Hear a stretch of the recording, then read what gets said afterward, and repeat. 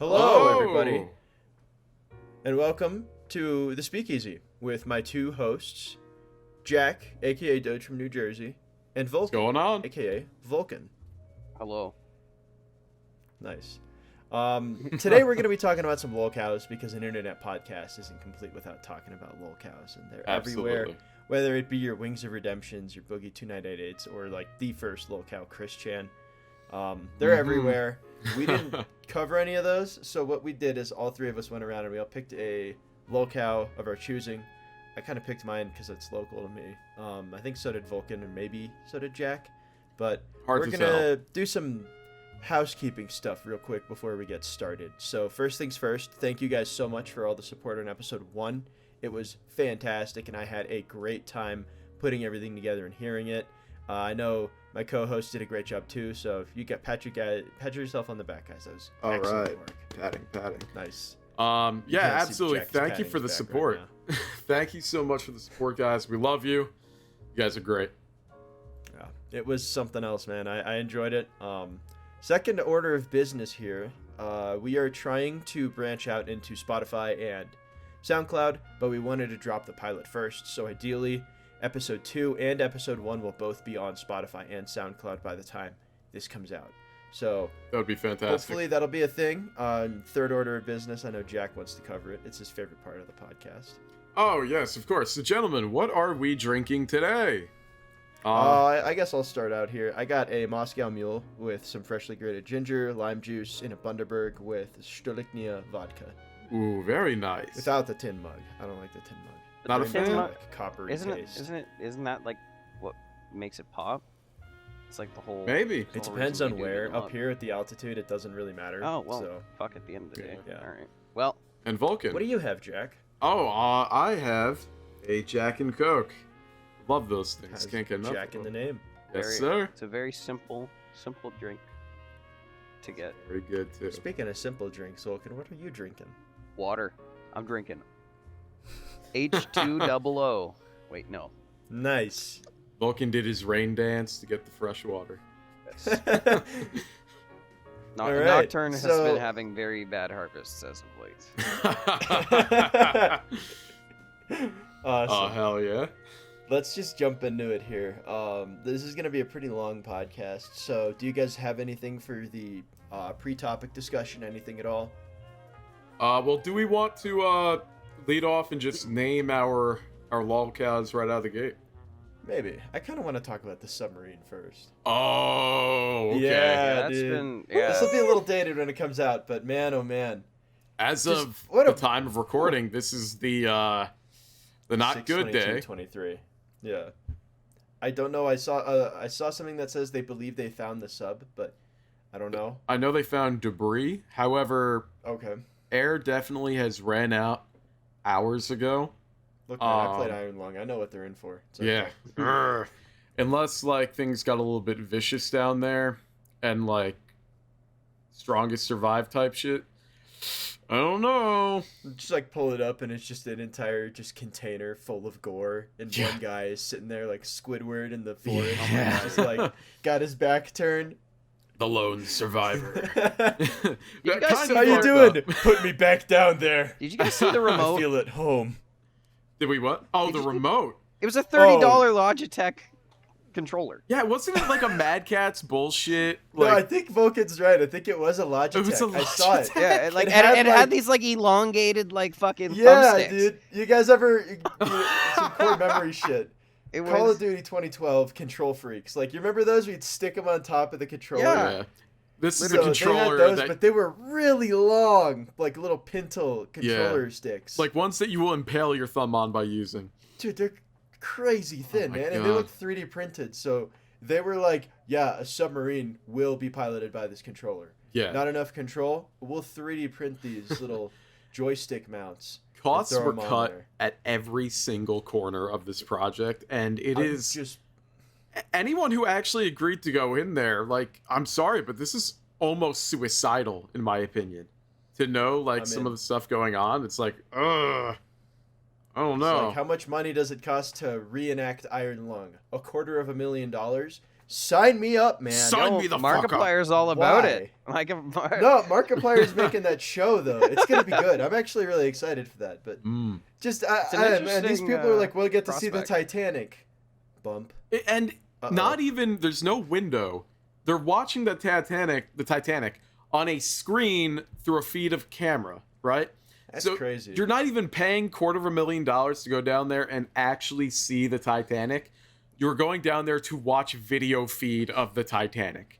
Yeah. Dude, I really kind of hope like some of the previous scams, and this is gonna sound a little messed up, but what if they like put you in the little box and then like dropped you down there, and then you just like got wheeled into a room, and they just started like jacking in HDMI cables, and you were being shown footage they already got underwater. Oh, dude, could you imagine? Like that's what I thought this was. I was like, is that like, because that doesn't look like something someone would do. But no, they said weld them in there and drop them down. Dude, that's the equivalent of what they did was, just watch like Discovery Channel, but with danger. God, no, that's crazy. That's just insane. It's an insane scenario. Like I can't imagine running out of food down there. Like, oh God! And it's hot and it's claustrophobic. Oh God! I don't mind tight spaces, but oh man. I was reading online. Apparently, the heat's not even the issue. Like, because they lost power. Apparently. Oh no! So and the temperature is what in the water 33 degrees. I think the news said. Yeah. A little bit above freezing down there. If there's no heat, I don't know what the propulsion system for the craft was, but I can't imagine it actually generated that much heat for the craft. Look at me. I sound like I'm a fucking subnautical engineer. I'm a fucking idiot. What do I know? Well, I don't know, man. You look like a wise guy that knows how deep a body can go underwater. Well, okay? Here's the thing. I don't go down there personally myself, but like if that is the case, and one, they're either freezing to death. They're not at the point where they'll be starving to death, but what was it, 3 days they were down there? That's crazy. Something like 3 that. Fucking days, man. I don't know the exact days. I think it was like 2.5, maybe. 2.5. I mean, how long can a human go without water? That's a week at most? That depends. I think it's less than that, man. I'm pretty sure it's 4 days. 4 I know days. With food, it's a little bit if you just ate. You could actually go a few weeks without eating. Yeah. Yeah, I'm pretty sure. I'm pretty sure it is like 4 days or something. But without water? Being trapped underwater and dying of thirst. I could search it. In one of the most enclosed, cramped, like you can't even lay down. And here's the thing: if it ran out of power, that means there's no lights either. So they're there in the dark, clustered About 3 together. Days. Actually, iron lung. What the hell? Like I don't know what I would do in that situation, but like, I'd freak out. I know I would. Yeah, I bet, man. I bet. Don't go 3 days without water. Drink. Yeah. It's funny, but like it's also not. I think the situation's hilarious. The blunders that led up to this point are so fucking hilarious to me. A comedy of errors. Being in there, that's just not okay, man. I would not wish that upon my worst enemy. That's a fresh level of hell. I might wish it on a few people. Man. The colder water gets, especially salt water, the harder it is to move through. Yeah. So your vehicle's sitting there. It's not going anywhere. It's not drifting. It's stuck. Yeah, and next to the bones of an ancient giant. And if like the reports are to be believed, apparently like the debris from the craft that is broken off, I guess like the propulsion system and all the shit that was just like around the central hull, all broke off. So not only are you just adrift down there, you are adrift with literally no hope, no screen, you're out of power, you can't see where you are, nothing. You're blind in the craft, blind to what's going on around the craft without a paddle. Probably one of the most horrifying fates one could. All for $250,000. I hope you got your money's worth. Welcome to the terrifying meme stream. Yeah. Oh God. Sorry, we got dark there for a minute. Yeah. I apologize. I love Subnautica, man. I love playing that game, but there are moments in there where I'm just like, oh, my sub ran out of power, and I'm in the big coral reef area, and I'm like, what was that? And it's just, even in that game, like, dude. That's the thing about thalassophobia, is that it's a very primal fear. Yeah. And that everybody to some degree will have thalassophobia. I know for me, I love the ocean. I love diving. I love swimming, and I love snorkeling. You love but fishing. I would never, very important. Fishing too. Love fishing, but I would never do open sea scuba diving. That's where you're going out into like the middle of the ocean, and you have no sense of direction. The only way you'll know where you're going is the bubbles. Which way are they floating up? That's the only way you'll know which way is up. You would drive yourself insane. It's crazy, dude. It's a real thing. People have like really, really bad dysphoria when they get pulled out of there, and they just don't know where stuff is. It's kind of like pulling off a VR headset, but like in real life. You pull out your goggles, and you're still. It's like riding an elevator for an hour. It fucks with you just a little bit. It's kind of like a sensory deprivation tank on a huge scale. Sorta. But scuba diving itself, I love doing, but I would never do open sea scuba diving. I just wouldn't. That sounds terrifying. And it's not even like, oh, something's coming out from under the water. No, I know every sea animal, man. So I love them all. Like, worst case scenario, like a shark. Worst case scenario. My biggest fear is like the bends, running out of oxygen, forgetting which way's up, which way is the boat. Those are all tangible fears to me. Mine is not loss of direction. Not like elevating the pressure good enough and just like surfacing and just kind of like popping. Yeah, and you get the bends. Oh fuck, man, that's bad. Yeah, that's like a little known fact that you should shed light on because like surfacing like that. Yeah. So like you surface too quick. Take your time. Game over. Done. Head pop. You ever seen the blobfish? It looks like that because it gets the bends when they're pulling it up. Yeah. It's pressurized to that depth. Yeah. That's why it looks all blown out, man. It's bad. Yeah. It looks like a normal fucking fish when it's under the right pressure. But that's why they call it a blobfish. The whole body is just kind of exploded internally. Can we consider Blobby a lolcow? I don't know. Maybe. Well, a lot of people don't like Blobby, and justifiably. Blobby is kind of so for context audience. Blobby is a webcomic about a blobfish, but it's functionally like it looks like the blobfish you see on Google Images. It doesn't look like the actual fish. Its face is all blown out and it's drawn in a cartoonish way. And all of the comics that this artist writes, and no ill will to the person, I'm sure they're a fine person, but the content is very mean to people that are just trying to get through life on their own. They make up these straw mans and they're just they're really aggressively mean, dude. I don't like them. It's very much a mouthpiece for the author, and it's very much like a carrying out, because it's always like a violence thing in there, like all comics. It's like, like a guy cat calls a girl, and then the blob is like, you need to kill him, and then the next frame is the girl beating the guy to death with a 2x4. Like, or like he like pulls out a knife and threatens someone with a knife. It's like, okay, it's very violence related. You're right. That's so weird. I don't know. I wouldn't call him a lolcow. I'd call it like a little phenomenon because it's not the person; it's the content that's being. It could be. It could be a way to vent. That is true. I could see that. That is true. You do have to get things out of your system. I do want to say for a lot of the people who my parents do listen to this podcast as well, so I just kind of have to explain what a lolcow is for them. A lolcow is somebody on the internet who catalogs and lives terminally online and posts every action they do, and a lot of people start milking it for laughs, and they start fucking with the person to elicit more reactions from them. A good example of this is Chris Chan being forced to make these videos about his house. The lolcows love that. Not the lolcows. The trolls love that. That's their content, is what Chris does here. Or another one is Quentin Reviews has this Discord server for like his Patreon supporters, and it's just really depressing.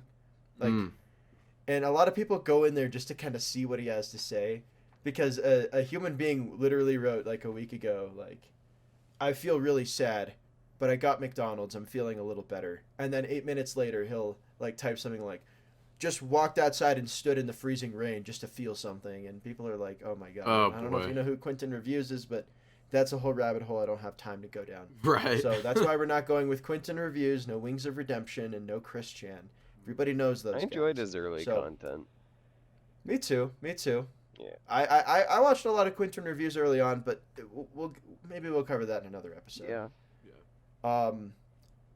For me, the turning point was the JonTron thing. I didn't like that. Yeah. I thought that was really. Yeah. I'm not super familiar with that. I think I really kind of missed that, but like obviously I was watching it and he made this really mean jab at JonTron. He was put in this weird corner where people made him ask these weird questions. Oh, okay. And then he gave an answer, and people were just kind of upset about it. I don't want to get into it too much because I'm trying to monetize this and make sure it can get shown to people, so we're going to not talk about that. But let's start with some Lolcows here. Everybody, let's go around and let's start with Vulkan. Yes. You don't have to explain your Lolcow entirely. We're just going to go through the names here. So Vulkan, what Lolcow did you pick? The Beast. Ooh, that's a good one. Jack, Jack, what about you? 76.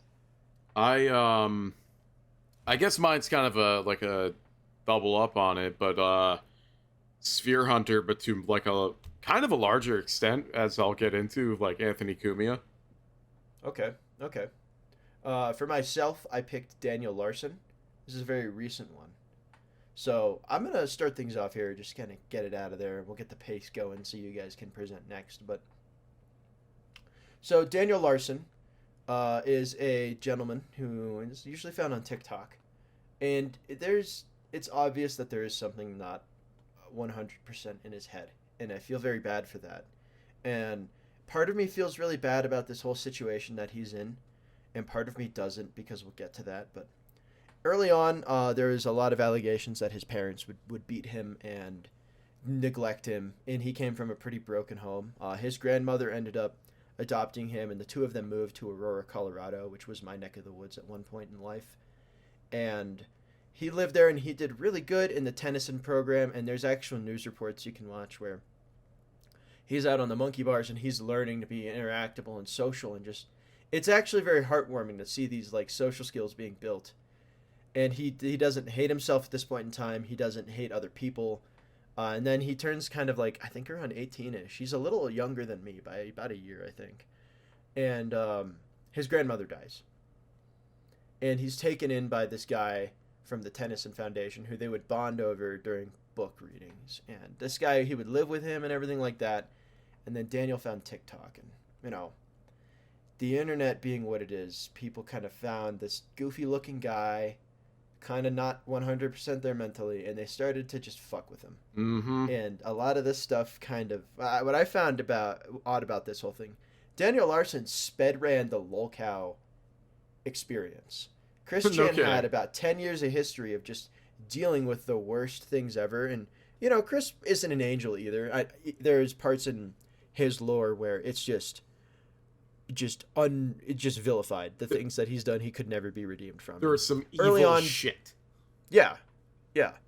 Early on, Daniel was kind of the victim of that. He wanted to be a musical artist. There's this whole thing where he watched TV with his grandmother, and they were talking about this girl on. I'm not gonna say her name. It's very important to the Daniel verse, I guess they call it. But I'm not gonna say her name. She's a minor, and it's not right. But he saw her. And his grandmother made a comment like, hey, someday, if you're a musician, maybe you'll be able to date somebody like that, you know? Totally normal statement when you tell, like, a 14-year-old, like, hey, pursue your dreams, you know? He didn't take it normally that way, but back to kind of the escalation. Daniel would soon be messed with by these trolls who came from, quote, record companies. So these are his trolls, and he doesn't call them trolls. He calls them agencies or producers. Okay. Things like that. And like Fine Dining Records is one, Bad Media Records is another one, and he has all of these, and he'll go live and he'll say, I was just signed by Fine Dining Records, this and this are the plan. And he's trying to hype himself up, like he feels like he's already made it as a celebrity by making these lives on TikTok. And he hadn't actually released any songs. You can go listen to Gang Life, that's one of them. I think he has 2 recorded songs right now. They're not great. I don't think they're actually music, but, you know, it's a creative outlet. I'll take it. And to each their own. He would let these guys do some pretty terrible shit to him in the name of, like, oh, I'm going to get content. And there would be people outside, and this is a common thing I see a lot with the internet, is actual physical people saying, hey, these people on the internet aren't your friends. They're messing with you. They're using you. And Daniel Larson is just ignoring all of that. And he's doing some pretty terrible stuff. At one point, he exposed himself on TikTok, naked, doing some illicit adult activities in front of a bunch of minors. Great. Oh, that's fantastic. Yeah. And then shortly after that, somebody found his Pinterest account, and it was just obsession with this girl, the one he saw on America's Got Talent. Oh no. And it was a really disgusting, very just, and this is why I don't think I don't pity him for this, because he continuously makes these choices to do horrible shit and try to get this young girl who is a good musician to notice him.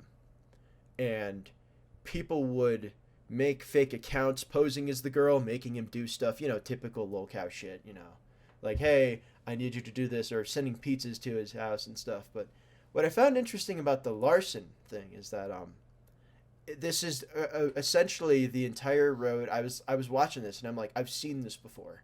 This is the entire road Chris Chan went down early on. A lot of the early trolls were pizzas to his house, calling hookers, trying to call in bomb threats, telling Chris to say stuff in public, doing stupid shit for views and shit like that. And he's very, very gullible.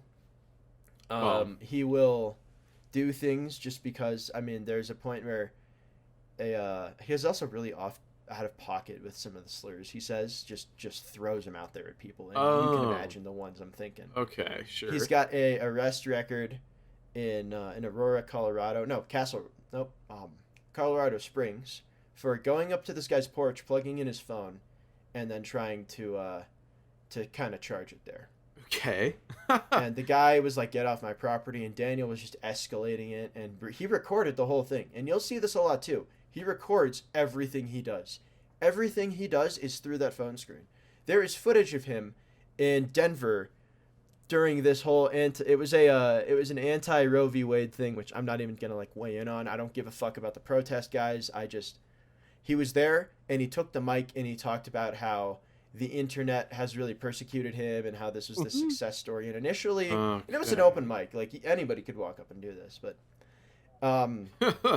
he walked up there and he started saying stuff like this, and people were like, okay, very good, there's a tiny clap there.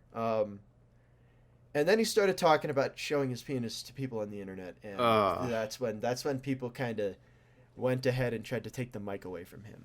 Yeah. Daniel ended up leaving Colorado after attacking Bob, his caretaker, on live. He kept on saying this motel that they were staying at was trying to kill him. And this is something that he has. And, I used to have it too when I was much younger. I was like 13, 14. I had something called cognitive distortion, where your mind kind of, I would say it's a little spicy, where it tells you things aren't true. Like, this guy's against you, and you start, like, looking over your shoulder and thinking, like, okay, like a motel picking up and calling somebody. Daniel was thinking, oh, they're calling Tony Soprano, the character, to come and kill me. Like, that's what he thought. So it's kind of like a paranoia thing?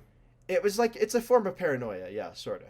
And sometimes it's not even paranoia. It's just sometimes you think the world is against you. Okay. But, and is it, like, caused by, out of my own curiosity, is it like I don't know what caused it for me, but for Daniel, I think it was just the abuse that he went through. Yeah, that makes sense. And the way where he couldn't trust anybody for a while. But he goes in and he starts talking to Bob, and Bob is trying to get him to calm down, and he's whipped up and he's hysterical, saying, the hotel's trying to kill me. Okay. The hotel's trying to kill me. And he's saying that for like 8 minutes. And I was doing my research.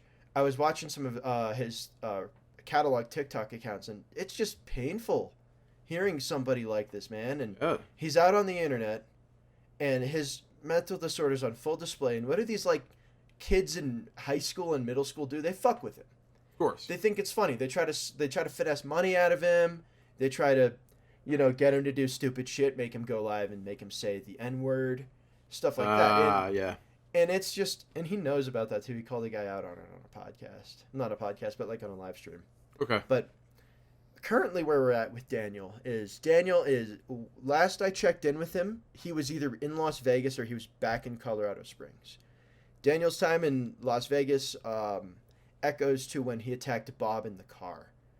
I think his name was Bob. If I don't get these names right, I'm sorry, guys. I'm just trying to catalog the events here. I apologize. Right. But, the live ended when he punched Bob, like in like the kidney. Huh. And then that's when his caretaker called the police, and Daniel was apprehended, and then he bought him a plane ticket to go to California, and then he went all the way over to California to Vegas. And after that, a lot of these places Daniel would stay in that would be assisted living, he wouldn't stay in. But the trolls would tell him to punch holes in the wall and just rile him up and get him mad and destroy the places he lived in. So at this point, I believe he's still homeless. He's homeless right now. He would frequently go live talking about these things that happened to him. Specifically, he has this whole thing about him having trench foot. The World War I and Vietnam disease, trench foot, because he has the most abhorrent, the most awful, like, habits ever. Like, there is, and this is a bit, giving you guys, like, a little bit of a warning if you're eating food or anything. Just a warning here. But there is footage of him putting a toothbrush up his ass and then using that to brush his teeth. Oh, no. He does not care about his hygiene. He is dangerous in terms of the diseases that are on him. And he was going around Vegas trying to hide in hotels and charge his phone and sleep in bathrooms. And I used to work as a security guard, and I never felt good about kicking him out. But he would instigate. They would be like, hey, man, you got to go. And he would immediately just push back, get aggressive and fight back, record the whole thing, and then make up some sob story like, oh, they just shot me. Oh, no. Or they're trying to kick me out of this place I'm staying at and I paid money here, you know. And he doesn't have the best money habits. So initially there were some trolls, quote trolls. These are like his managers are what they're called. Yeah. They wanted to help him initially, and they set up like a PayPal where Daniel would have money for food and stuff like that. They genuinely tried to help him, and then this whole thing with this girl, kind of came to light all while this is going on, and Daniel was kind of revealed to be a pedophile in the worst way possible. There would be times where this girl would go live on TikTok, like performing or practicing, and he would be in the comments typing paragraphs, having a conversation with her in his own head. Oh no. It got so bad that the family reached out to him, and they were like, please leave us alone. And his response was, I understand. I am ending my life tonight. Oh, Jesus fucking Christ. I know, man. I know. Wow. Yeah. It was very scummy, manipulative behavior. But these trolls, a lot of these high school kids would just, and I know it's high school because you can meet these other managers that they have. One of them owns a monkey now, which is kind of cool. A monkey? I think he does at least. Yeah. His whole TikTok channel like got converted into like him documenting this monkey he's got. Yeah. Give us a free ooh ah in the comments. It will be on a Monday. Yeah. But so like some of these guys legitimately tried to help him, and then they learned about how much of just a creep and just slime bag he is, harassing this girl and her family, sending photos of him to them, and just trying to contact her in general. It was really bad, and it all started with this unhealthy obsession that just kind of tumbled down a mountain like a snowball, and it just got worse and worse. There was no positive moment. And again, comparing him to Chris Chan, there were moments where Chris was selling merchandise and he managed to isolate away from the trolls and try to better himself. Daniel didn't do that. Daniel lives for the clout that he gets off of TikTok. And as long as people are continuing to do that and talk with him and egg him on to do this terrible shit, it's just going to keep happening. Currently, I haven't looked into where his whereabouts are. Last we saw him was around Vegas, and then there was a, quote, sighting in Colorado Springs, but that's all we know for now. So that was Daniel Larson. You guys have anything to add to that or ask me about it? I know that was a little heavy to start, but I kind of... This one kind of felt a little bit close to home. It's not often you get something set in Colorado. Yeah, if it is kind of a sleazeball. But this is, to me, what this whole thing that happened to him says is like, this is what being on the internet and trusting like just internet people, getting that very quick dopamine rush and getting what you want to hear from people you don't know, outweighs actual people with advice, people in your life. Yeah. You want that clout, you want that recognition. Yeah, and you want to be like reinforced with what you feel is correct. Yeah. Oh God. I see that a lot. He was living in this echo chamber where he's like, oh, this girl just talked to me again. And in reality, it was just this high school kid fucking with him. Yeah. Because high school kids are like that. Yeah. Man. They can be devious and evil. But you picked a real fucking doozy. Brother, holy crap. Yeah. I left out so much stuff, man. There's so much stuff. He attacked like 2 or 3 of the caretakers he had. Oh, boy. Holy which shit. got him kicked out of every caretaker place he's been at. The state doesn't really help him much. Well, what can they do? Mostly because he doesn't meet the standards. He dug himself in such a hole, he doesn't meet the standards to get help anymore. It's a shame. Oh yeah, Really it's a massive shame, dude. I watched like 5 minutes on a video about him. He looks like a character. Yeah, he looks very silly. Let's just put it that way. He sure does. I didn't even talk about the fog, but people would, and this is people fog? would like go into his comment section because his phone is like really foggy looking. Like when you take videos, sometimes it would be like really blurry, and people would just say, "The fog is coming. The fog is coming. The fog is coming." You know, and that's fun wholesomeness. Like, I could see that where people just go around and raid posts that are like, "Oh, this is the fog. It's here." You know, and then it Silent Hill shit. Yeah, and then people kind of picked up on that and are like, "Wait a minute, I've got an idea." Oh no. Yeah. So that was Daniel Larson, guys. A very cautionary tale about not getting the help you need when you know you need help. Absolutely. So yeah, take that to heart. It was pretty crazy, man. The stuff that I found out. Fuck. So we're gonna roll it over to Vulkan here next. Vulkan has one that I like. I enjoy this one. You put me on this fella. Well, we can wait. Yeah. We can transition out. Are you not ready? Man, I just discovered there was another video. Okay. So we'll go over to Jack while Vulcan's doing some on the fly research. So there's a breaking update with the Beast, right? Yep. Well, not so much a breaking update as in I've been watching Just Jargon because well, Just Jargon is really one of the few people that have cataloged his, like that to be in any like format. It's yeah, dude. And shout out to these people that do catalog people like this. Some of these people deserve to like have their infamy logged. So people they look up this guy's name. Like let's say EDP is a good example. Yeah. He deserves to have all that shit on the internet about him. That's what like Kiwi Farms is for. Yeah. Is someone's like, "Oh, this guy Brian so and so applied to work. Oh my god, like oh yeah. That's what the internet's here for. Is it's like the SCP Foundation for mentally unstable adults or individuals, I guess, is the best way to put a lot of these people. Jargon is one of them. Gino Samuel. Yep. Where you at? That's probably the biggest one. I know Sachimo used to be one, and then Sachimo, I don't know what happened to him. I haven't heard much. I don't know. But yeah, again, I said it last podcast, and it still holds true to now. The farms are still down, fellas. That's not good. Man, it's insane. And a lot of this stuff is there's a lot of really dangerous furries that have like been indicted with like doing terrible things to animals. Yes. Stuff I'm not even gonna say here. And But the only use your reason that they've been imagination. indicted is because of what Kiwi Farms cataloged. Yes.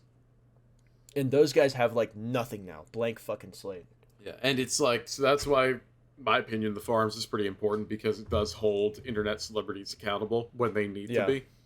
And it's not like, oh, we need to cancel them. It's like, well, this guy showed his balls to like some people in public. Yes. And he chased after a woman at night. Like that needs to be known. Like that people needs need to be know, like, addressed and taken care of. Stay away from this guy. Like, yes. We're not trying to be like, he said something 10 years ago. It's like, no, last week he did this. Like he committed a crime of sexual proportions or like something related to, they need to be not taken care of like how I would say, but something needs to be done, Yeah.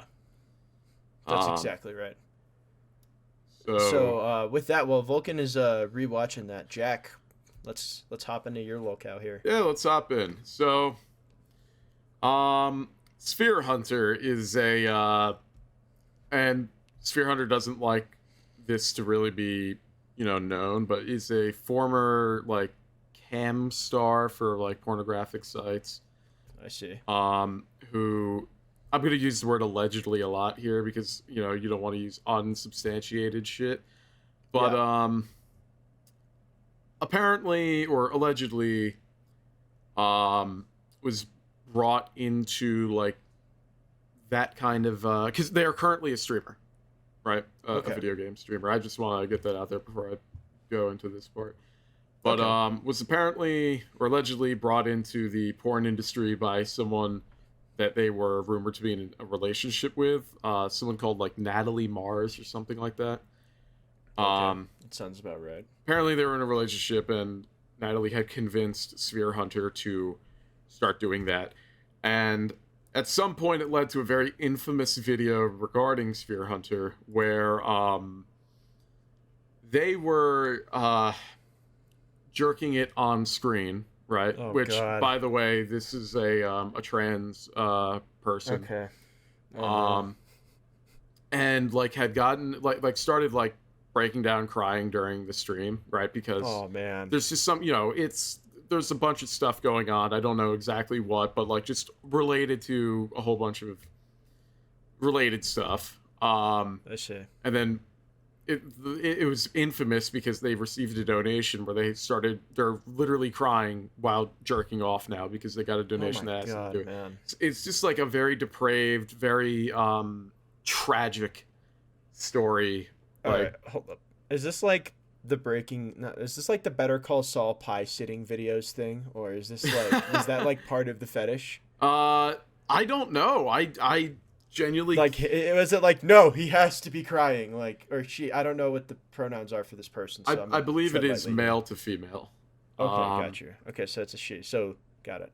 Yeah, which is why I've been going with they, because I'm not really sure. Okay, I'll go with they then. Yeah. So after that, they became a like a YouTube streamer or something. Not either YouTube or Twitch, one of them. Started playing video games and whatnot, and was apparently involved with Anthony Cumia from Opie and Anthony. If I'm saying his last name incorrectly, I don't care because he's a fucking horrible. That's right. Yeah. Yeah, he's a horrible person anyway, but. Yeah, dude hasn't done stuff for years. Like anything at least relevant. Yeah, well, he after the end of his radio show, he's famous for his own antics, like that giant eugenic rant he went on in the middle of like live air. Oh man. Yeah. We'll have to cover that someday, dude. Yeah, dude. Oh my god. Oh my god, bro. Ooh. And then because this is also rumor, but it's like confirmed, basically. I see. Apparently they were involved in a romantic relationship. Where I'm not even sure if I would say the word romantic would be accurate. Right. But basically, Anthony paid for Spherehunter's top surgery, I believe. Gotcha. And I don't know if it was a this for that kind of exchange, like, hey, come over here and you do this for me and I'll get you that top surgery, darling, like that kind of shit. I don't know if that's the case, but it seems pretty evident that is. He's also made some pretty unhinged posts relating to Spherehunter as well, like one of the tweets being and I quote, because I'm reading it off right now, Sue is cute as fuck, prove me wrong, aside from the dick, but still. And this is what? Like, Anthony Cumia is how old? Like 50-something? Holy shit. Or man. in his 60s? I actually... I had no idea that this is, like, Spherehunter was involved with, like, a radio host. Like, this is... Yeah. Oh, man. Yeah, 62. Yeah, no, this adds such a different layer to it. Oh, dude, it's insane. This is, like, an insane rabbit hole to go down. It's absolutely wild. This is why I kind of picked it, because it's so interesting. Apparently, Anthony Cumia is 62 years old. Okay. So, Spherehunter is, I want to say, like, 29 at this point? I don't know, maybe 30? Okay. 30. I'm pretty sure 30. 93 is when they were born. But yeah, so that's like twice the age, which right off the bat, that's disgusting. Yeah, that's not okay. And this is like a predatory man going after someone very young in relation to their own age. Someone who is obviously not in a good place in their life at the time. Because this was like a year after the debacle on stream. Did he contribute to the downfall of her? or? I don't even know if you could say there's a downfall, because I think Spherehunter is being very successful right now in their streaming career. Well, that's good at least. Which is very good. It's hard for a lolcow to actually escape that, you know. Yes. So which is why. But it sounds like Anthony was just a really negative just a horrible person. Yeah. No, that's not right.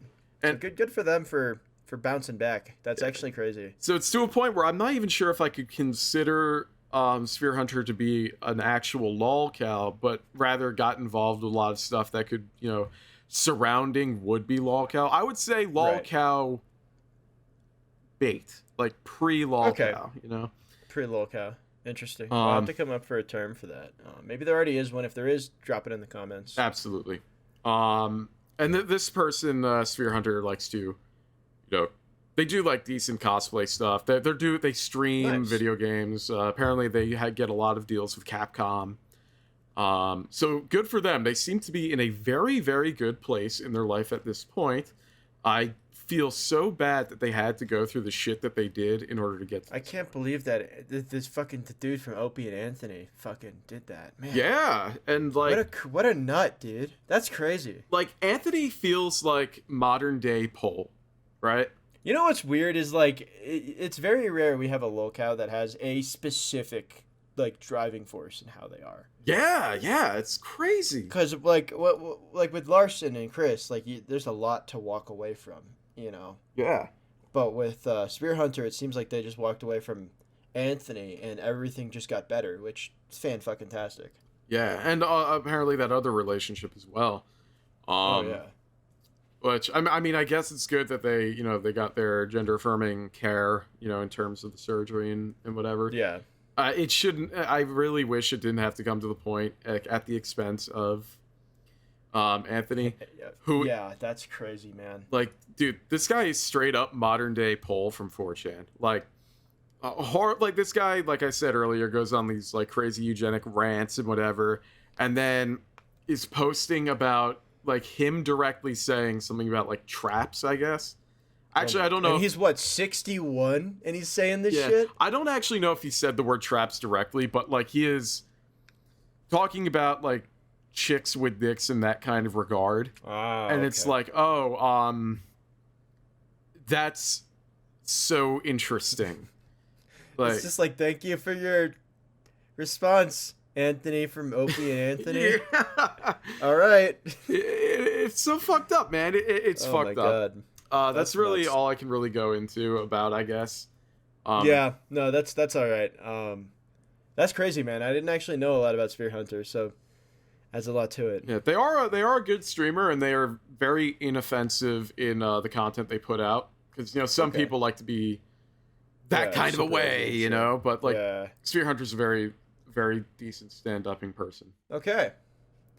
So, that was Spherehunter. Very interesting story. Mostly about somebody as the victim versus the... and Vulkan. What I liked about the Spherehunter one, let's compare it to Danderson. Everybody calls him Danderson. Spherehunter had one person really kind of reeling them along to this lifestyle that they had versus Danderson having just a litany of just Zoomers fucking with him. It's a very interesting contrast.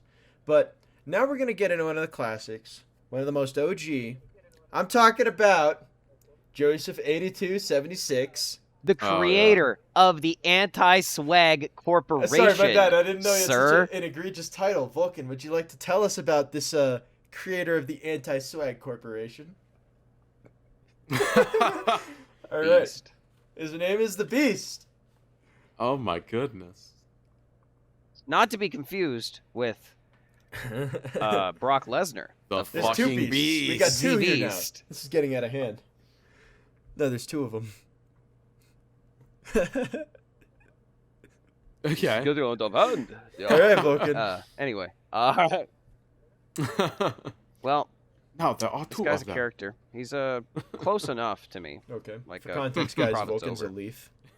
But yeah. I'm not saying I'm responsible for the forest fires, but I do like fire. Maple syrup drinking motherfucker. Yes, interesting. Vulcan is in Canada. The whole province catches on fire, that way. and then my state and the rest of the East Coast gets smoked out by him. California. Interesting. It was supposed to be supposed controlled. to go to California, dude. You son of a bitch. It's being controlled as we speak. All right, let's get back to it. Sorry. Rest the of Beast. Canada. Tell us like about Toronto. him. Hit me with a little bit of just a summary, real quick, before we dive into the nitty glizzy of it. So yeah. Yeah, the Beast. The nitty glizzy of it. So Joseph 8276 is a special character with being kind of not like early, but like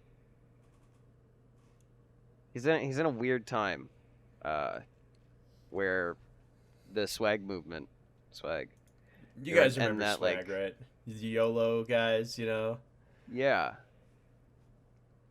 Oh.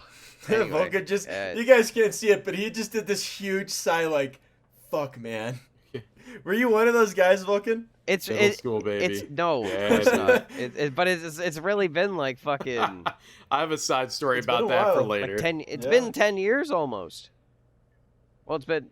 I can't believe I have to do this. We'll get it at the closing thoughts. Well, this boy, fuck, because like he was already 20 at the point when he started uploading, but he looked 10. Yeah, dude, he looks like a 14-year-old, but not in like a good way. Like the 14-year-old that stays at home and plays COD all the time. I'm no fucking specimen, man, but this guy did face cam videos before, like, you know, like back in the day when you had to do face cam videos. There's no other way, like. So props to him for that. Like, yeah, you know, like. No kid. Yeah, Jack. Live Jack reaction. While you're explaining this, I'm going to look up his face on the right Encyclopedia now, I don't know Dramatica. him. It'll give you.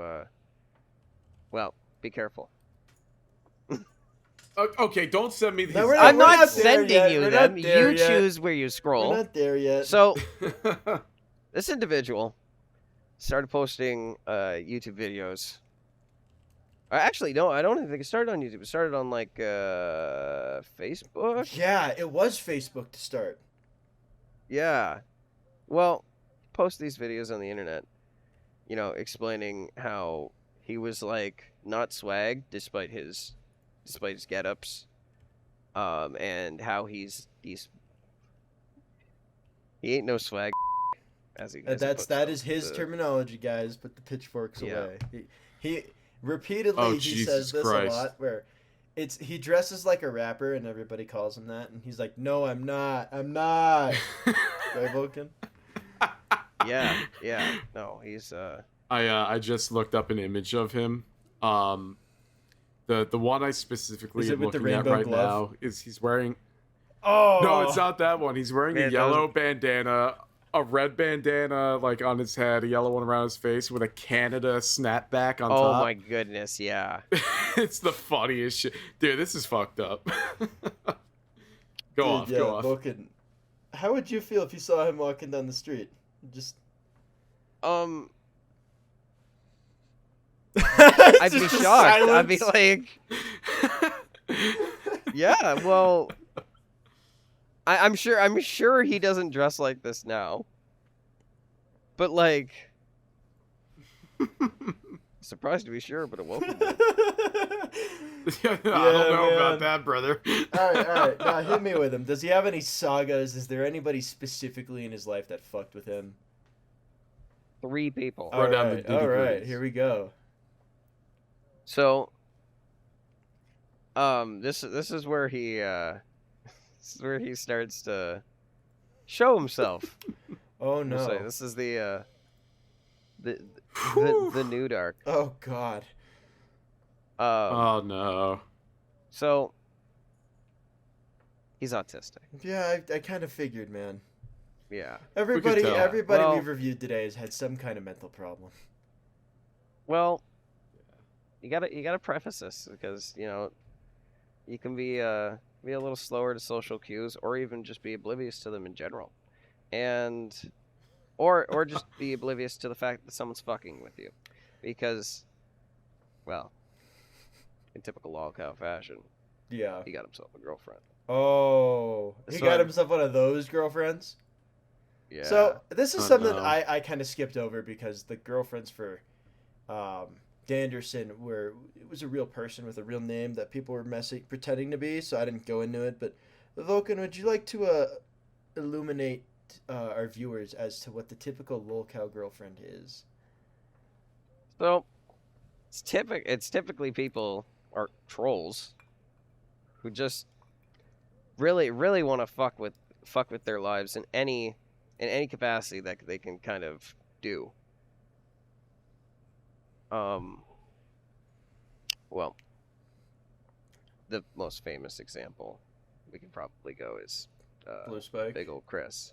With Chris, yeah. Blue Spike was Blue Spike was a 13-year-old kid pretending to have phone sex with Chris every day.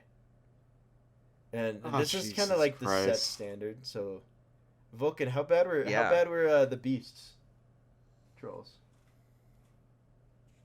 From what I've gathered, it's nothing absurd to like almost torment that I feel as though Chris had to endure.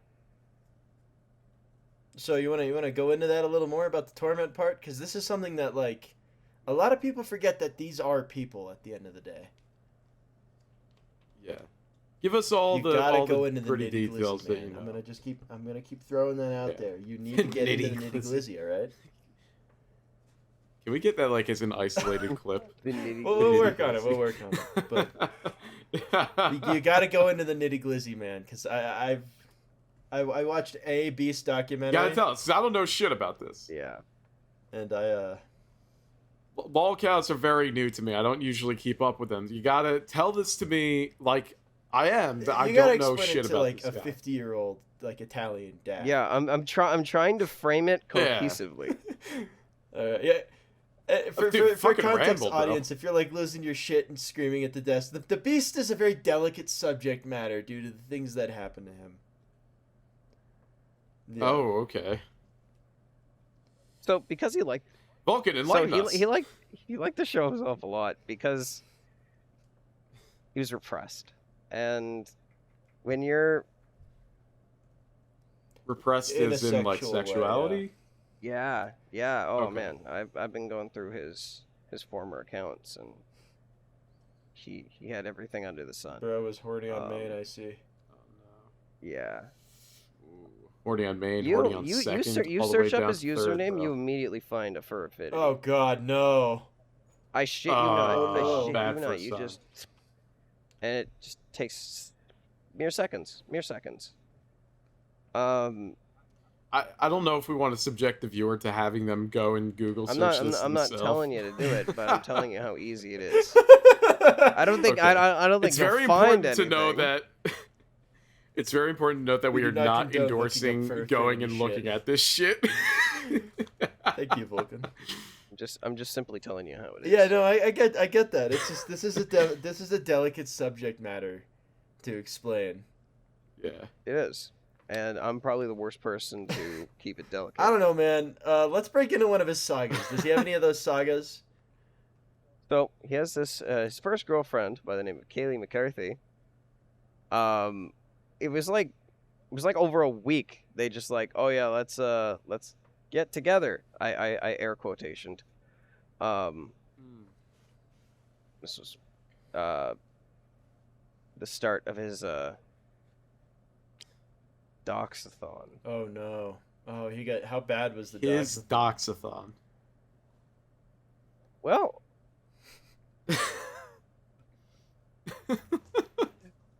you look so hesitant like you're right holding now. Back like, so oh my much God. information, and I can't tell it's because we legally can't say it, or like we're gonna get suspended on YouTube if you can't say it. It's not legally can't say it, but more so just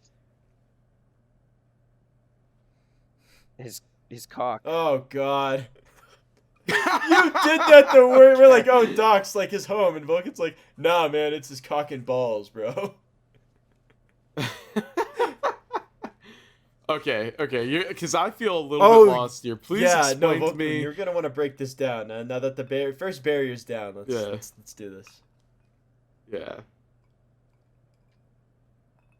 Let it fly, brother. It's okay, dude. This is a safe space. He made like a 1-minute video where he shouts out his girlfriend, and it is just like the biggest fumble I've seen. Oh yeah, how bad was the fumble? Dude, Bro, you guys can't see details, this, man. but You Vulkan gotta is like hit me, baiting us. bro. Like he says something vague. I'm not intentionally baiting you. It's just I'm trying to frame it that is cohesive, and I really dropped the ball. Bro, No, you're good, I want man. you You're to doing a ramble, good job. dude. Let's just keep going. Yeah. He's got his hands buried in his head. Oh, You guys we got another. see. We got another one. He's in physical another pain looking at him right now.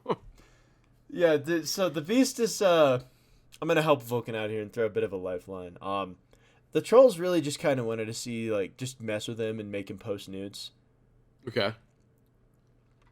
So that's something that they did a lot to him, and there were some people that genuinely wanted to help him too, right? I hope. I think one there was one guy, right? Buddy's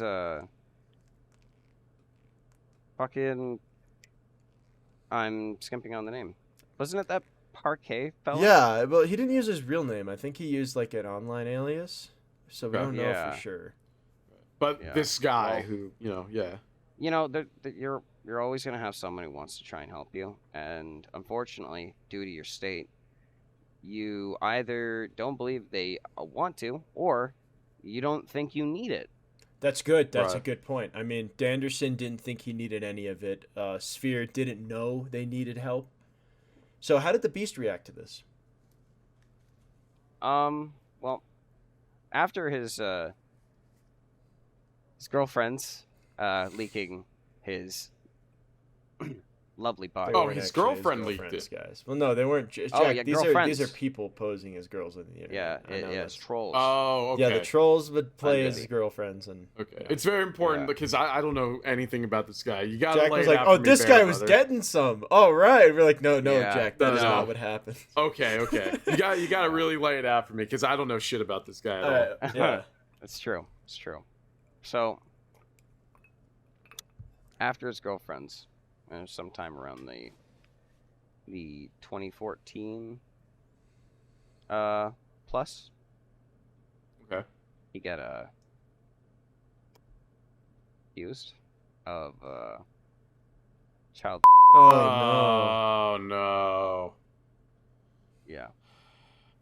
Okay. Accused by But the who? next- the Canadian federal government, man. He had. Oh, so Like, he was this just wasn't- prosecuted. He was charged- It wasn't an accusation. He was charged with making it available. Yeah, And the possession. wasn't it like in a file he Though- downloaded?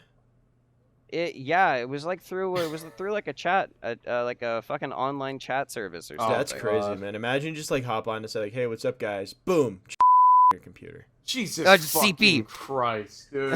Aw. Yeah, it's disgusting. Well, there goes Yeah. our monetization. Everybody take a shot for that. yeah. Yeah. Salud, hey.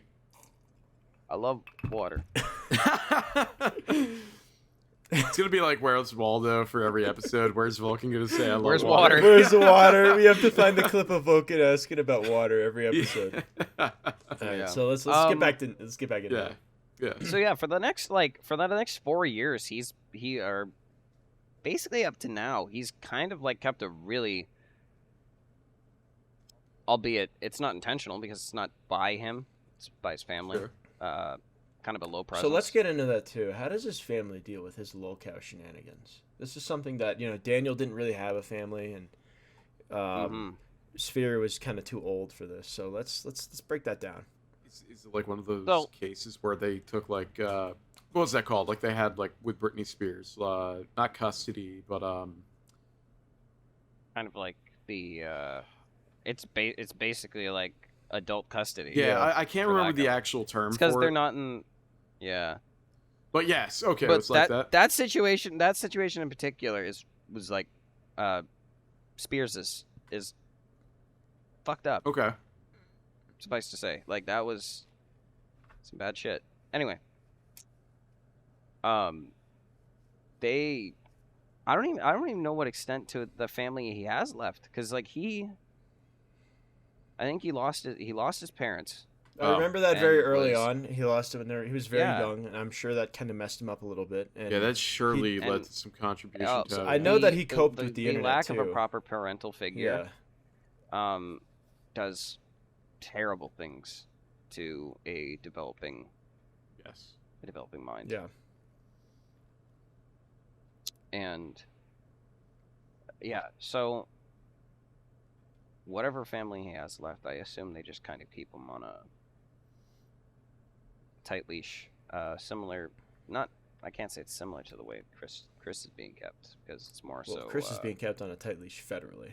Yeah. Yeah, federally. That's kind of what I mean. Isn't he still on the loose? So, Well, he's not on the loose. He's being on watch. But oh, okay. he's just going oot in the boot. yeah. I lost the thread when the DDoSing happened on Kiwi. That was intentional, for the record. I was saying oot in a boot, really? So. Be Yeah, Canadian. that was intentional for the record. Yeah. It's just like, before you guys start shitting on me for being Canadian, by the way. It was a joke. It was a joke, I swear. It was a joke, please. So yeah, for the, I guess for the, for that entire tenure of, because it was, so 4 years later, the charges got dropped because there was no like proper evidence. Okay. Or so they claimed. I could cite it, but vaguely TLDRing. Yeah. This is not a documentation podcast. We're just shooting out here. Yeah, it's not a document. If you want the documentation, We'll link the is your Just man. Jargon videos below for the Beast. yeah. I'll also link the Danderson documentary I watched and a couple of the TikTok accounts. But Vulkan, what was like the worst point in the Beast's like life, like the saga? Like you could tell that there needed to be a shift from how he was treating things on the internet.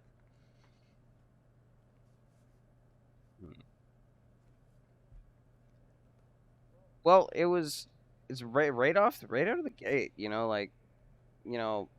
he was releasing videos on the nice guy. He was the nice guy. Mr. Nice So he was Guy. like, yeah. Okay. It was like, Why won't beautiful women? Because he was very specific about this. you see this a lot with he- other nice guys. Chris Chan was about Yeah. it too, where he wanted only supermodels, but Chris Chan looks like a human dump truck.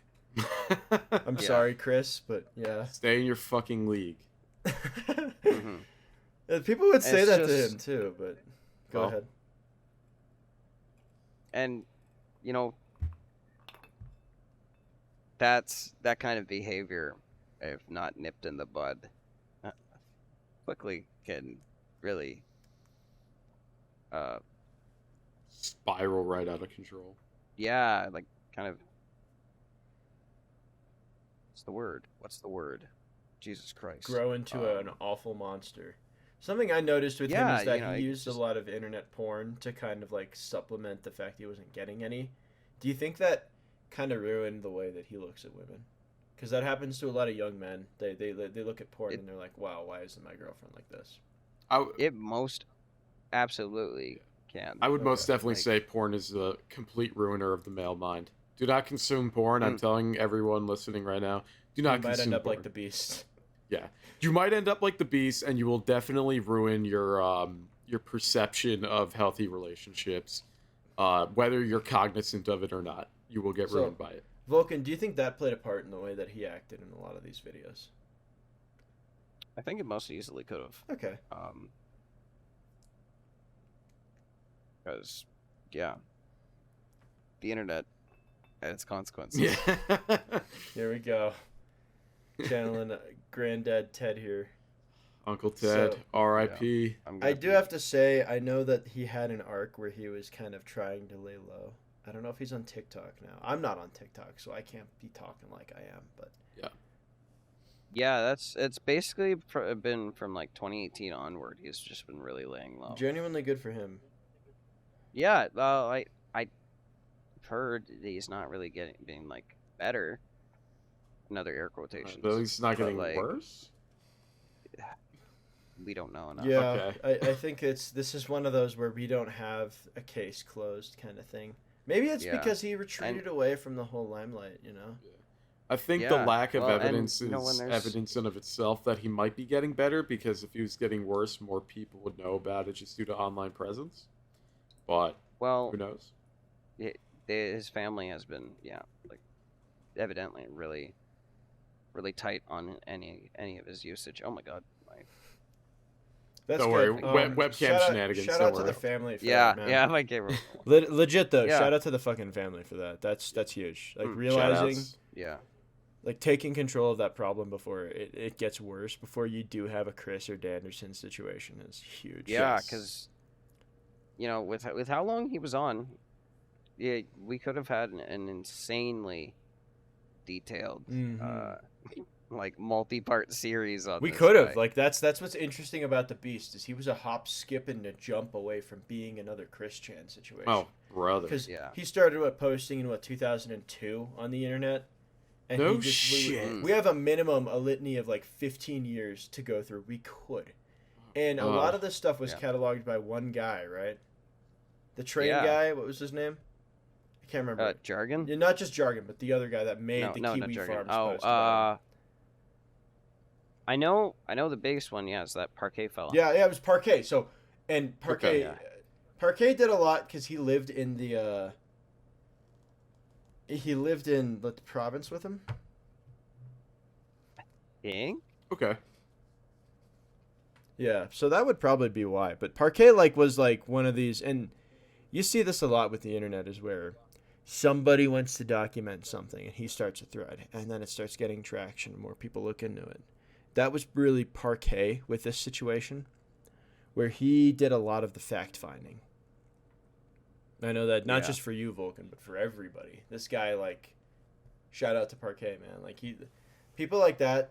Big man. Yeah, cataloging this stuff, and it's less do you think Beast would be a menace to society? Because I absolutely think Danderson currently is. No. Right. He'd be more so personally a menace to the people he would engage in relationships. Okay. Gotcha. You don't think he could turn about the relationship thing? Because I know he has a really unhealthy view of relationships. Right. Yeah. Well, his quote first girlfriend, in some of his texts with later girlfriends, it's basically like a prostitute. Okay. From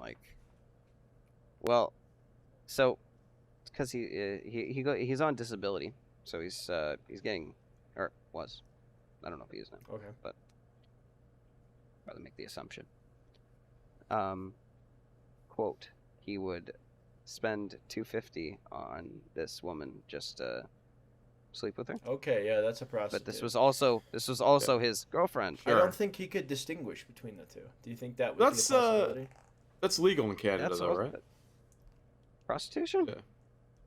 I don't think so, sir. Oh, I thought it was. No, Jack, you're thinking of the red light district, or I don't know. There's places where it's legal, but I know Canada isn't one of them. So, do you think that played a role into how he perceives other genuine women? Because I know there was an actual woman that tried to help him, and he tried to get her to sleep with him, and that was it. Yeah, well, from his though he's so lonely that he has no regard for their emotional.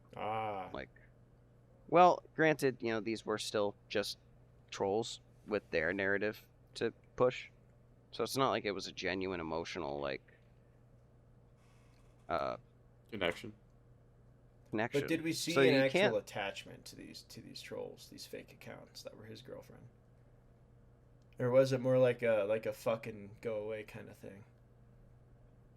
Kind of a fucking go away. I feel as though nothing like Chris Chan. Yeah. Well, I don't think anyone could be like Chris Chan. Yeah. Well, but you see someone's soul being kind of tampered with. Yeah. With Chris. Yeah, you see the fiber of his being. There are parts where you can hear just the rage and fear in his voice and a lot of that kind of stuff. And I don't know if the Beast genuinely cared about a lot of the people he was talking with. I think it was more like an ends to a mean kind of thing. Yeah, if you know, it's once a relationship gets physical, which I don't think it ever did very yeah often. That's when like true emotions kind of start. Yeah Speaking from experience here So, with the girl I'm currently seeing, it's very good. Yeah. I enjoy spending my time with her, but I don't know if like the Beast would ever be able to cherish those moments, or if he even wants because to. his mind has been like ruined by pornography. Not in a traditional sense, absolutely not. Right. Yeah. Right. No, that's crazy, man. And I don't know. What would you guys kind of like sum up the Beast as? Let's hear it from Vulcan. If you had to sum him up in one sentence. Cautionary tale. A cautionary tale of what? What the internet can do to you. You got to be socially aware of it. That's true. And that's the really commonality between a lot of these lolcows is not realizing you're the joke. I think with the Beast, it was less that he didn't realize it was the joke, and it was more selfish, maybe. Maybe trying to use people to get to a certain state of mind, or use people for something. Maybe. Because a lot of these cases, man, a lot of them specifically are very, I would say, I wouldn't say case by case, but individualistic almost. I mean, you look at Daniel Larson, and it's like, well, you can pinpoint he was kind of screwed from the start, but he willingly made worse decisions. And with the Beast, it was more like feeding into like human desire. Mm-hmm. And then maybe because it was all a quest for a girlfriend. It was, really. And that's something that he has not in the parallel looking for with, boyfriend like, free girls. Is that really where it all started? Yeah, it kind of did actually. I guess you can source dozens of like his dating accounts. Oh no, Jesus Christ! And it was for like for both sides of the playing field. I see. Okay. Despite claiming not to be playing for that team. Right. Well, I think that's something we see with a lot of lolcows, because Christian eventually did switch sides. Yeah. So did the Beast. Yeah.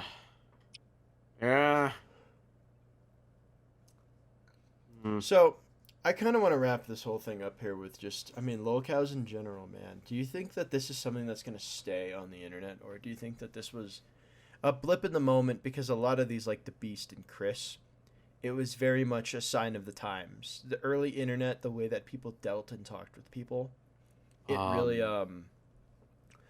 really kind of illuminated a lot of stuff about. Chris was the first person to get doxxed. The Beast could have his entire life cataloged all the way back to 2nd grade, and you could see how he was doing through those videos. Versus someone like Sphere, who has almost nothing, because when it happened to them, they were adult enough to know how to censor this information. Right. I think, in regards to the future, I think it's going to evolve, lolcowism. It's not going to be like how we currently recognize it, but it will be similar enough that we'll be like, oh, okay, that's a lolcow. Because with the advent of TikTok stars, Instagram influencers, and all this kind of shit, you're kind of not quite making yourself a lolcow in the traditional sense, but you are absolutely a slave to, well, one, I guess you could say, in a sense, the algorithm, the clout, the just the general online presence and personality and persona you have to put on. And then there's demands that have to be met to stay relevant. There are things you have to do to stay in the game, so to speak. So I think lolcowism will evolve into a new thing. So do you think it'll be recognized as like, as someone like, hey, leave him alone, he's a lolcow? or do you think people will continue to take advantage of these? Oh, people will continue to take advantage. That is the nature of humanity. You mean like turning them into a protected species? That's not what I meant, Vulcan. Okay. Like, people have empathy, like genuine human empathy. No, that shit is going away in humanity. Unfortunately, it looks like, and I don't want to sound like a doomer here, but yeah, that breaks my heart. Yeah, but like the next generation just does not have the presence of mind to have that kind of empathy. Just as far as I've seen, I'm sure, obviously there are good people, but like just the way the online presence is, probably not. Okay. So in regards to that, like these TikTok stars and shit will absolutely get taken advantage of, and absolutely will go down this kind of a path of Lolcowism? Well, yeah, Lolcowism, yeah. Okay. I think so. So Vulcan, so you from Canuck to Canuck, do you think that there is a difference in like a Canadian lolcow versus an American lolcow? Let's just, we've been doing it a lot. Compare the Beast with like Chris Chan or Danderson. Yeah. No, I don't think so. Because at the end of the day, you're just gonna get cataloged. That's true. But other than locale, it's not really. You're still on the internet. Yeah, that is true. And that's something that we talked about in episode 1. You just get Chris Chan with this with a different flavor, because this fella, this is so schizophrenic, in my way to format content that is what's the word? Digestible. Absolutely. That's something I do feel bad, audience, if you're like, Vulcan didn't talk much. Like, so go ahead and watch the Just Jargon video. The Beast is not an easy person to talk about, mostly because of how, I guess, pornographic a lot of the stuff that he was involved in was. Would that be an apt description, Vulcan? Yeah. It's just a very you guys like Yeah. Yoshi? You guys like Yoshi? No, don't do this. Don't do this. Oh no. It's just a lot of very uncomfortable shit. And so I guess it is absolutely hard to talk about. Yeah. I kind of had this small realization, like Lolcowism is just kind of an evolution from reality TV. You know, that's an interesting tangent to talk about. Do you think it's like having your own personal Big Brother? Yeah. The show, not the person. Right. And it's pretty interesting to see that, especially with that new fish tank show that Sam Hyde put on. Right. That's a 24/7 reality show. Essentially, you can kind of see how these personalities develop and interact through just chat interaction, like text-to-speech interaction. So I would say there is a pretty direct correlation between going from a reality TV show to Lolcowism, but it's just much more real. It's much more... would you say unfiltered? I mean, unfiltered? You see some... I remember when I was in high school and I stumbled upon Chris Chan for the first time. Those meltdowns, dude, like, they were hard to watch. Yeah, dude. It's unfiltered and much more unhinged and definitely unfettered. Yeah. Like, it's no holds barred. There's no, TV code of conduct holding it back. This is the internet in the Wild West where there were no fucking rules at the time. So yeah, that's the thing with a lot of these older Lolcows. I think Danderson might be the newest one here, but at the time it was the Wild West. You know, you had people like the Beast. He'd go live and he would talk about stuff about how bad school was, and he would look goofy as fuck, and he would wear these rainbow gloves and rant about being a nice guy, and that was just a thing people did. That was, I'm going to put a video out on the internet. Not many people are going to see it. What's the worst that could happen? You know? And you see that a lot with a lot of this early content. I mean, The Amazing Atheist is another good one for that. He's made some pretty tough videos. Oh, yeah. And I would consider him a much more higher profile lolcow compared to, the ones we covered today. Banana in the tailpipe. Yep. Thank you for that. I think with the Beast specifically, just kind of floating around on that, we can see the evolution of the internet and somebody refusing to change through what's going on. Because you remember, what was it, like the balling against like Evil Swag or something? He had this thing called the Beef Force that he was in. What was that, Vulcan? I see that smile, man. The Beast. What, like the you were mentioning the anti-swag corporation? Well, that too, yeah. So he made up these like fake clubs against these new ideas that he had about like dressing like a rapper, I guess is the best way to put it. I don't know what his end game was. I still don't know to this day. It's been about a year and a half since I watched the Beast. The anti-swag corporation was to counterculture the swags. Right. Sure. Swag.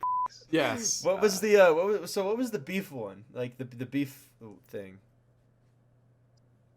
I'm gonna look it up. I don't really understand fully either. Fair enough. There's a lot of stuff to not understand because we do not share the mentality that these people have. That's true. You really have to go in depth and just. And I think it's unhealthy to embrace that shit. I think it's unhealthy to like dive too deep into this. Like, to try and fully understand someone is you will drive yourself insane. Give you a glimpse of what they're like, and it might tear you apart. Yeah, I mean, Gino Samuel has been through it. Like, dude, he has been through it, man. And I'm surprised he's still going. Yeah. It's crazy the amount of stuff that he's seen and been through. Like, it's a lot, and mad respect to it, because I don't want to sound like a Dark Souls player, but I've seen some people that have attempted that and they've just gone completely hollow. They have I like that like phrasing. A shell of themselves, dude. It's rough. I do really like that phrasing because it is very accurate. You absolutely just lose who you are and like just you need a really thick skin. And I was like that for a while, where I was like, I can't believe that there are people that are just like this. Yeah. There's some fucked up shit out there on the internet, kids. You bounce back, guys.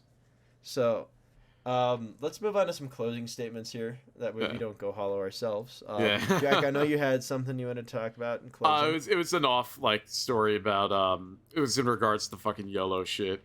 It was like a 2 set. All right. But for real though, like, think about that. I used to know this neighbor, and he was like he showed me Drake for the first time a couple years and years ago.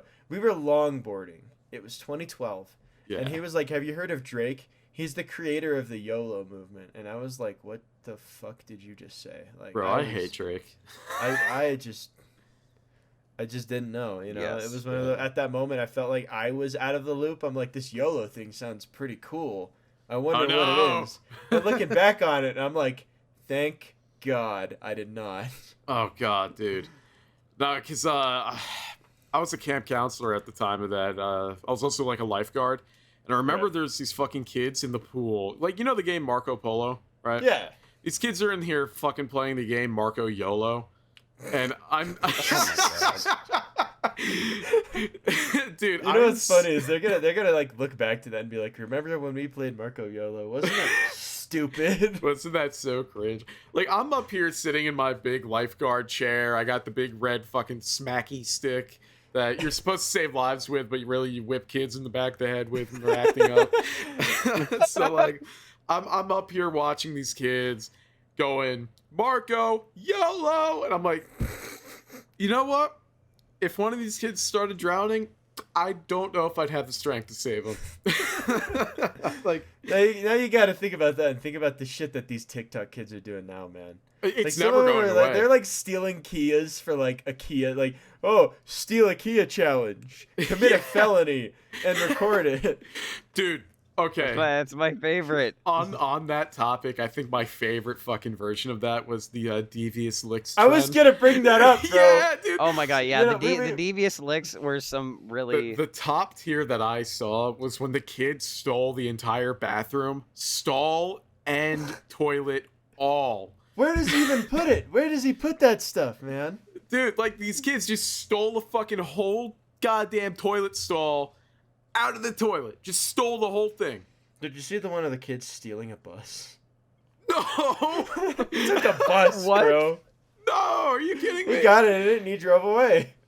Holy shit! You know what? I am terrified of Devious the next Lick. generation. I don't understand that. Where it's like I think it's cool, and then it's like, oh, how safe are we for the next generation? It's like Devious Lick, and then you watch him like steal a school locker, and he gets 8 views on TikTok. Yeah, no, and it's like it wasn't even worth anything. It wasn't, dude. And guess what? You know what's more fucked up about that? When's the trend of just I'm going to go out and shoot someone, right? That's where I'm actually terrified, because this generation does not like. We have one for stealing cars. We're not far off. Devious kills. Devious kills. Look, it's like I'm playing a Hitman, and just Hey guys, it's like Call of Duty. You see like these two like noodle hair kids, and they're like, "What's up? Today we're gonna do a devious snuff," and just shoots his friend in the face. Devious snuff. Oh, dude. You know what's sad? We're probably not far off from something like that happening. I hate to say that, because I feel like we're being the Kojimas of prediction right now. I think it's more or less a bunch of bitter old men bitching about young kids. Sure. Those damn kids with their back in my day, dude. I remember when I was in high school, I went in nothing more than like an Instagram and Flickr account to post like my photography. Yeah. And I had to ask permission, man. And I just see these kids. It's like, hi, I know I'm not allowed on Twitter, but I just re-downloaded Twitter.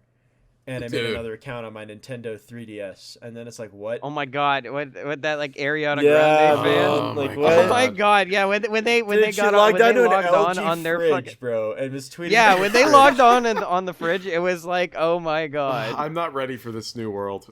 It's strange, man. And for a while I was like, I wonder what I'd be like when I get older, and it's just like a bitter, cynical old man. Just sitting with 2 other bitter, cynical old men talking about Lolcows. And I'm just getting older, man. Like, I think that's a good point to sign it off here before we all start going a little more hollow here. Thank you guys for listening. As always, thank you for coming into the Speakeasy. It was an awesome episode today. Oh, real quick, do we want to do our wrap up of what we got going on for the week? You know what? Yeah, let's do it. Let's do the wrap. Let's end on a happy note. You know, Vulcan, what do you got going on for the week? For the next week? Got some horse heresy to teach. Hey, nice. Fuck yeah, bro. What armies? I think it's gonna be the 7th. Okay. We're getting a large influx of the Imperial Fist. Unfortunately, our rules, because I am an Imperial Fist player, have been since 1.0. Our rules are very fucking good right now, and that is bringing the sweaties out. So unfortunately, I'm being thrown in with these people. Oh, I know how you feel, man. I used to play a lot of Dark Eldar in 9th edition. Yeah. Don't group me with them. I'm better than you. I've been playing this fucking army. I still have the 25mm bases for my Marines. Yeah. Okay. Oh my god, yeah. I'm actually I'm gonna be teaching my old roommate about Horus Heresy. He's deciding between Iron Warriors or Word Bearers, and I'm like, either way, I will feel good. Yeah, I'm gonna play Word Bearers. Yeah, tell him to do Word Bearers. I'll do that. Yeah. I will find him and bully him if he picks Iron Warriors. Sorry, but that's just Jack doesn't like Iron Warriors, guys. I'm sorry. It's just I have to do it. Damn, the Imperial Fist and Black Templar player doesn't like Iron Warriors? Go no, fucking figure. Be surprised. Holy shit. What are you doing? I'm gonna make this Iron Warrior my friend. This week, Jack? This week? I actually have a pretty big weekend planned. I actually turn fucking 28 tomorrow. Hey, happy early birthday, man. Yeah, thank you. And I just feel the march of age ever present, and it's killing me. But, probably now more than ever, yeah. Yeah, dude. But tomorrow I'm actually going to go see Avenged Sevenfold in concert at Madison Square Garden. Oh, dude, reliving your teenage years, man. Fuck yes. I'm so pumped, dude. Send me a video when they play Nightmare, man. Oh, if they do, I hope they play Nightmare. They better play Nightmare. They fucking better. Like, dude, I'm here to see like Beast in the Harlot. Backcountry, bro. Backcountry, yeah, Backcountry. Dude. Oh man. Shepherd of Fire, bro. Shepherd of Fire, dude. Yeah. So good. Yeah. Oh yeah, my I God. played COD. I played those fucking Vulcans exposures. That. Oh, nice. Nah, man, dude, it's gonna be awesome. And then Saturday, this is a tradition for my birthday. Me and all my homies, we get together. We go get some Korean barbecue, and then we go do karaoke afterwards. It's gonna be a great fucking time, dude. Nice. I'm excited. Nice, man. Yeah. How about you? What you got going on? So I'm working all weekend, but however, on Saturday I'm gonna drive down to the house that I had my Leviathan box shipped for. Ooh. And I'm gonna go pick that shit up, and I'm gonna build all that shit at work. Yo, let's go, brother. So I'm gonna kind of dive into 10th edition and see if it really is as bad as people are saying. It is. I played it. I bet. I'm not disagreeing with you. I'm just trying to find some kind of silver lining. Okay. Yeah, I will say like it's the data sheets by themselves are cool. The core rules, like while a little bit simple, are fine. It's just army building with the point value is just so fucking silly. Yeah, I think they're doing that on purpose to try to make you use points. I know. It's like playing the game feels a little bit brain dead. You'll experience it. I want to color your worldview. I've seen a lot of people say that it feels very brain dead. So yeah, I'm agreeing with you there. It got to the point where me and my friend, who plays Iron Warriors, we love to bully each other all the time about our armies, actually dug out our old 7th edition books and were like, all right, do you remember?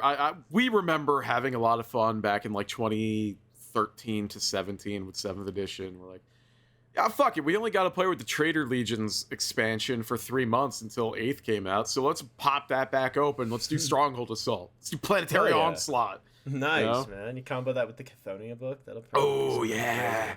Woo! Yeah, that Cathonia book is nice. Yeah. All right. Well, again, guys, actually, thank you for coming into the Speakeasy this time.